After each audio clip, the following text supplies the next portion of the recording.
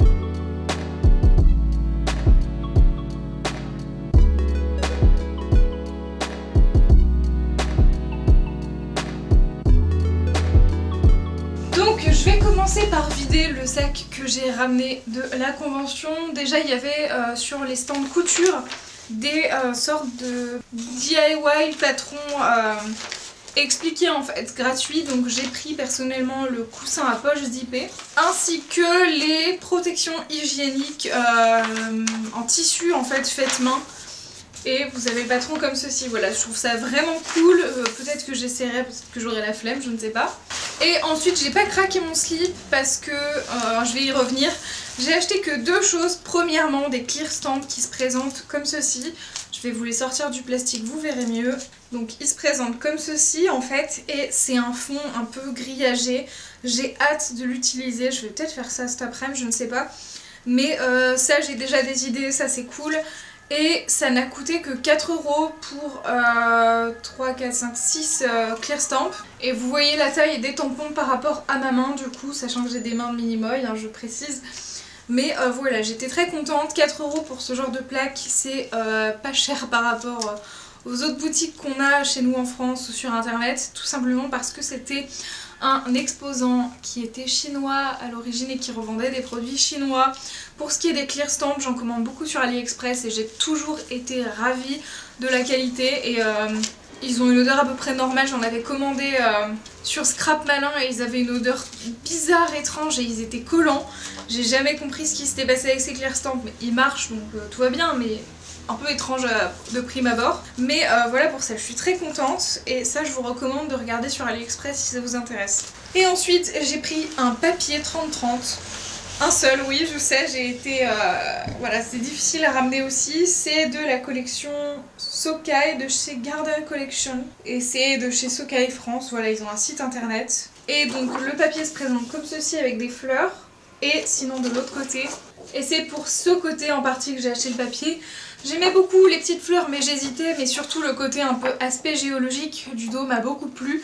Et je sais ce que je vais en faire, donc j'ai pris cette feuille qui était à 1 € pièce. Voilà, c'est les 2 seules choses que j'ai achetées, à savoir que le billet d'entrée pour la convention en réduction était à 7 € et quelques. Alors que normalement il coûte je crois 8,50 ou 9 €, un truc comme ça, donc il y avait un pourcentage de réduction. Et honnêtement ce que j'ai pensé, j'y étais jamais allée avant, j'ai jamais vu de version scrap avant, c'était la partie qui m'intéressait le plus, même si on a fait toute la convention avec ma maman. Honnêtement c'était très petit, il y avait déjà beaucoup de monde pour un jeudi d'ouverture à 10 h du matin, mais surtout c'était petit. Surtout le hall de Eurexpo, pour les Lyonnais qui connaissent, de la convention n'utilisait que un quart de l'espace, je dirais. Donc voilà, ça reste quand même très petit et ouais, ça fait un peu cher l'entrée par rapport au nombre d'exposants, sachant que si vous voulez participer à des ateliers, il y a parfois des choses à payer en plus, et en plus de vos achats du coup. Donc c'est pas forcément un bon plan. Après vous avez des prix peut-être un peu moins chers sur certains produits, mais selon les exposants ça varie. Il y a des exposants qui font pas du tout de réduction spéciale à la convention, donc que vous commandiez sur internet ou là c'est pareil, en plus du prix d'entrée, donc ça vaut pas forcément le coup. Et même si c'est pour découvrir le scrap, j'ai trouvé que il y avait beaucoup de personnes âgées en fait, il y a très peu de jeunes que j'ai croisés, alors peut-être c'est parce qu'on était jeudi, mais j'ai été surprise de voir qu'il y avait autant de personnes âgées qui faisaient du scrap, essentiellement des femmes, hein. J'ai pas croisé beaucoup d'hommes, hein, soyons réalistes malheureusement, mais voilà, j'étais surprise. Et alors si comme moi vous avez l'habitude de traîner sur les vidéos YouTube de Scrapbook, les dernières nouveautés, les sites, ce qui sort en régulier, déjà moi je suis toujours frustrée, par exemple la collection de chez Ediswap avec les lunes et le Wolfpack vient seulement d'arriver en boutique quasiment alors qu'il est sorti aux États-Unis depuis des mois et qu'on nous l'a présenté depuis des mois, donc bref je suis toujours un peu en mode ok c'est déjà long pour venir. Mais surtout sur la convention il y avait très peu de papier American Craft, très peu de papier récent et nouveau, à part chez les ateliers de Karine, et c'est à peu près le seul stand où vraiment il y avait des choses neuves on va dire. Il y avait beaucoup d'anciens packs un peu vieillots, un peu style typé ancien ou un peu traditionnel, pas trop mon délire, et voilà, moi j'ai une collection de papier formidable et phénoménale, et tout ce genre de papier ça n'y était pas du tout, ou alors très peu. Il y avait beaucoup de choses de l'embossage, il y avait beaucoup de choses par rapport au big shot et au découpage. Il n'y avait pas une seule silhouette caméo ou curio, mais pas une seule, il n'y avait rien là-dessus. Donc j'étais en mode ok, donc c'est toujours pas là. Il y avait très peu de produits américains, produits Wear Memory en général.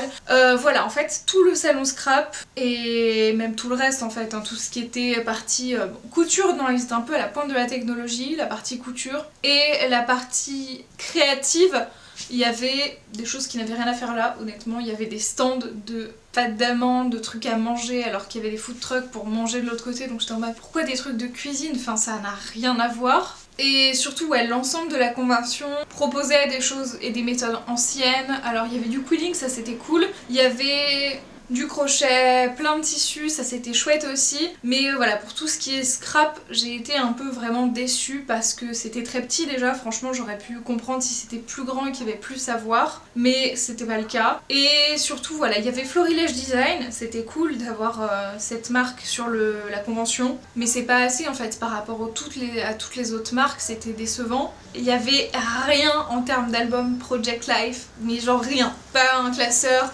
pas des feuilles faites pour, non vraiment rien. Il y avait des gens qui faisaient leurs propres albums, qui vendaient les anneaux à part pour faire des projets comme ça, mais rien à proprement parler pour le Project Life. Il y avait rien pour tout ce qui est appliqué du foil. Il n'y avait pas la machine de chez Ediswap en test, en déco ou sur un stand ou quoi que ce soit. Donc voilà, j'étais plutôt déçue et surtout je me dis il y a plein d'autres choses actuellement dans le scrap qui ne sont pas présentées sur ce stand.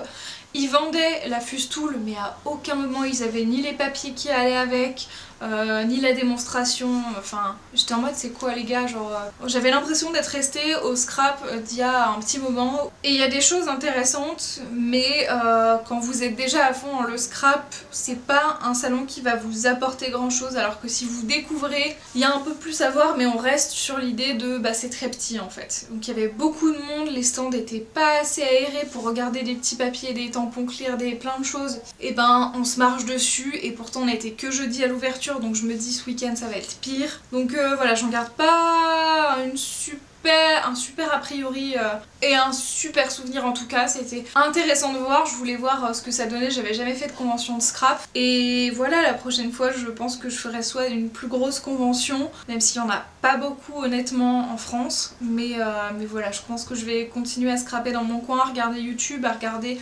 les sites que je suis régulièrement niveau scrap qui ont des choses récentes, nouvelles, et qui intègre aussi les nouvelles façons de faire en scrap, ce qui n'était pas le cas dans la convention. Donc voilà. C'est tout pour cette vidéo, j'espère que ça vous aura plu et que ça vous aura aidé si vous comptiez y aller, vous y rendre, en sachant qu'elle passe à Paris, je crois en octobre ou en novembre, dans pas longtemps. Donc voilà, si jamais ça peut vous aider, c'est là. J'espère que cette vidéo vous aura plu, du coup on se retrouve très vite pour de prochaines vidéos. Prenez soin de vous, ciao ciao.